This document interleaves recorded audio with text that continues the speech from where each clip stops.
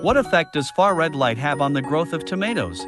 These are the plant tents we used for the experiment. Each tent is hydroponic with 2 different types of tomatoes. One of the varieties has already begun to flower, using G120 foldable grow lights for them. The power and spectrum are the same. This grow tent on the right side has an additional PT8 far red supplemental light. It can be seen that there are large tomato seedlings at the 4 corners of each tent. All the tomato plants here are pruned with double vines, and their growth conditions are basically the same.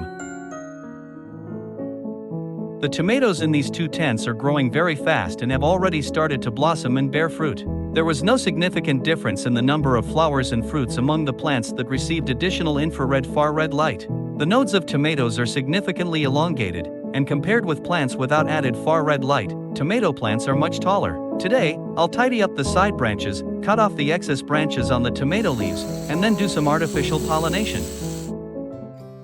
After another 3 weeks, it became obvious. The tomatoes in the plant tent with added far red light grow taller. There are more flowers blooming at the top. Even without the addition of far red light, there were still many tomato fruits. Let's take a look at a tomato plant that is growing well from each of the 2 plant tents. It can be seen that the plants without added far red light have 13 clusters of flowers and fruits. The plants with far red light added have 12 clusters of flowers and fruits, but they are larger and more numerous. There are already more ripe fruits here. During this period, we removed all the tomatoes from the plant tent to allow them to grow better. Both red and yellow tomatoes taste very good. Adding far red light has a positive effect on the growth of stems and leaves of plants, making them grow taller and larger.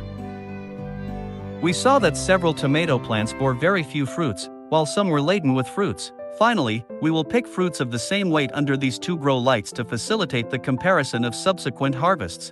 First, the tomatoes without added far red light were harvested. The total weight of the harvested tomatoes by weight was 5,528 grams. Then, harvest the tomatoes that have been exposed to far red light and weigh them to a total of 5,497 grams for today. The weight difference of tomatoes harvested from the 2 regions is not significant. This tomato planting comparison experiment has basically come to an end. In the planting area with added far red light, the size and height of tomato plants were significantly higher than those in the control area.